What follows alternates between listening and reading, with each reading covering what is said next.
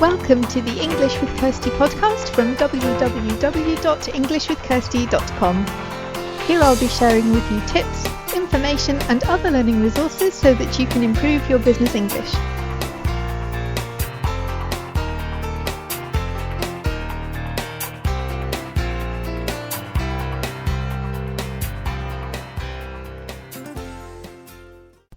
Hello everyone and welcome to this week's episode of the English with Kirsty podcast.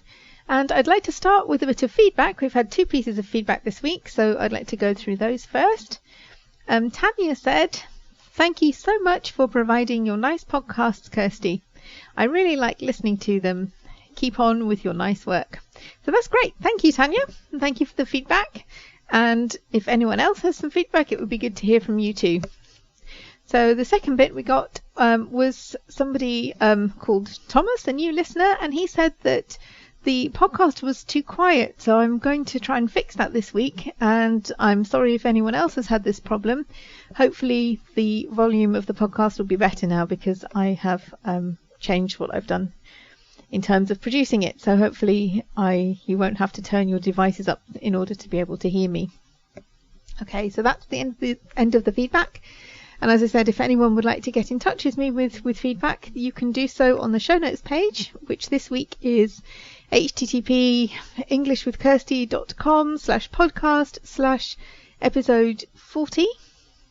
And if you don't want to do that, you can also send me an email at kirsty@englishwithkirsty.com and make sure that you spell my name Kirsty, otherwise it won't get to me because I'm not Kirsty. Okay, so this week we're looking at how to learn a language in your lunch break. So how to use the time that you have for learning languages, because I read a lot of things about people saying, oh, I get up at 5 o'clock in the morning to learn languages, and that's great for them, but the one time that I tried to do it was a disaster. I just hate early mornings. If I have to go somewhere, like if I need to be up early for a flight, I can do it, but I wouldn't choose to do it regularly. It's just not my time of day, and I'm much better.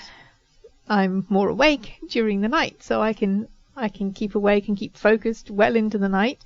But sometimes when you're really busy, you haven't got time to do that either. So this was a problem that I had, particularly when I was working for in my last job, because I was traveling 3 hours each day, and by the time I got home, I was pretty exhausted, so I didn't really want to stay up late learning languages, but I did want to make it part of my daily routine. So I developed ways to use my lunch breaks, to use my journey to work, and other free time that I had to do activities that helped with my language learning. And that's what we're going to look at today.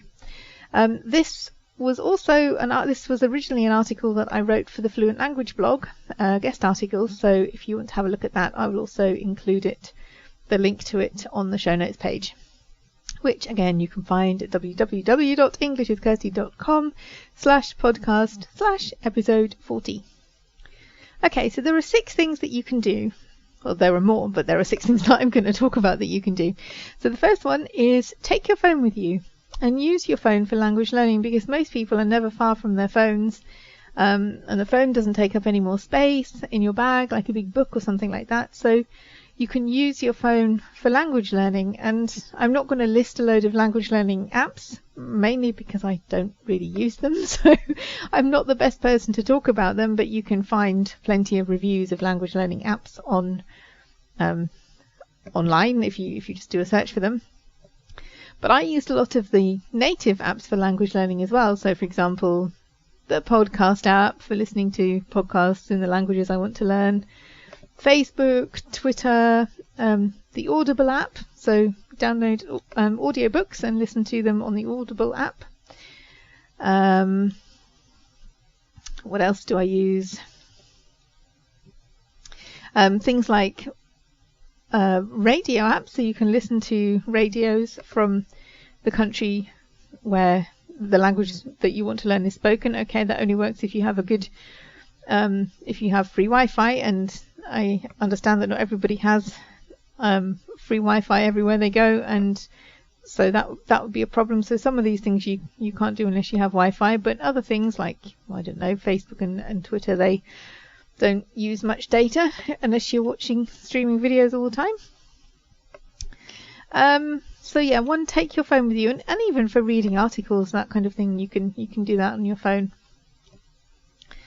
So the second thing is go for a walk, because I used to often stay at my desk and I didn't get any fresh air, and it wasn't that good for me because I sometimes was tempted to work through. But if I made a decision to go for a walk at lunchtime, then it got me out of my office, away from my desk, and it was actually better for me because I could come back with a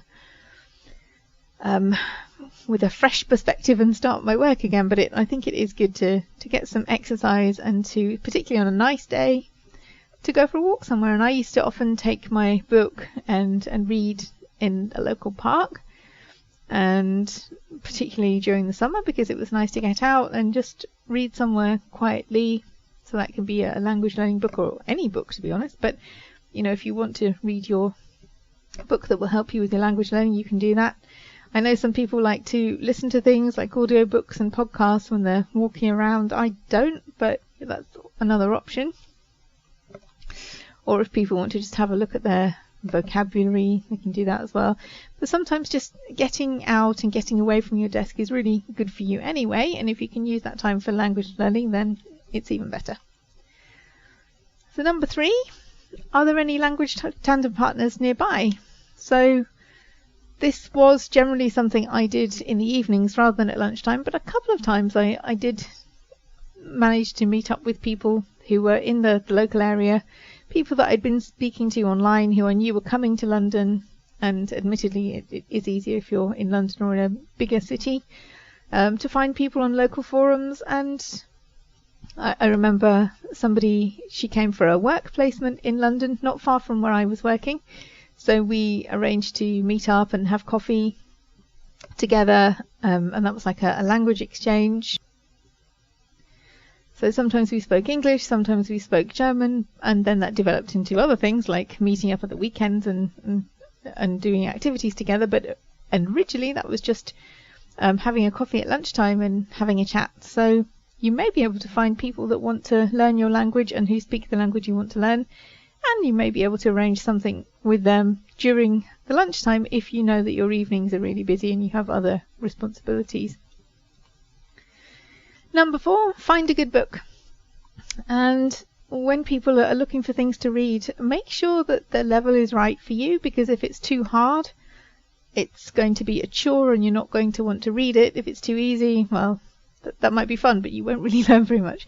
So make sure it's something that's at the appropriate level for you, and also something that's interesting, because there's no point reading something that you find boring, that you would never pick up in your own language. So find something that's really suited to you and your tastes.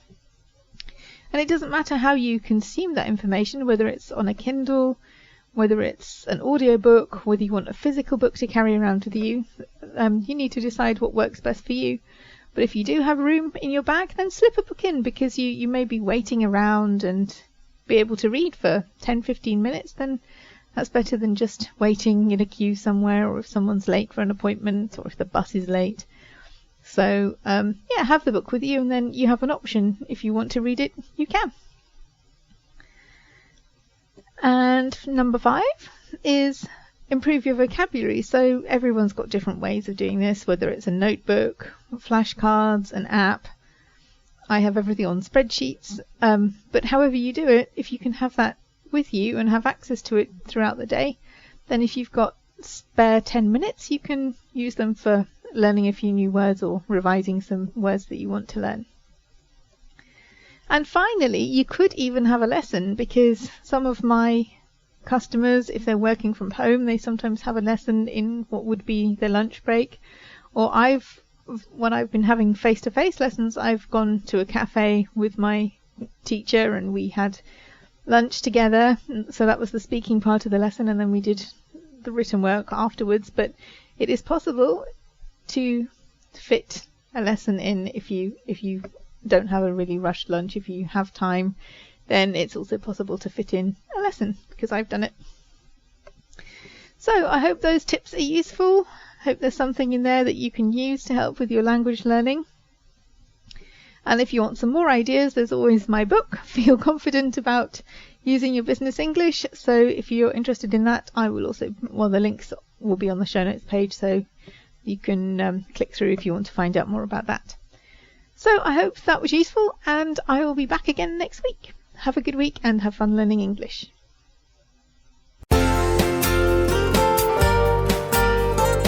I hope you enjoyed this episode of the English with Kirsty podcast. If you have any questions or comments, my email address is kirsty@englishwithkirsty.com, or you can go to www.englishwithkirsty.com/podcast, where you'll find information about the individual episodes.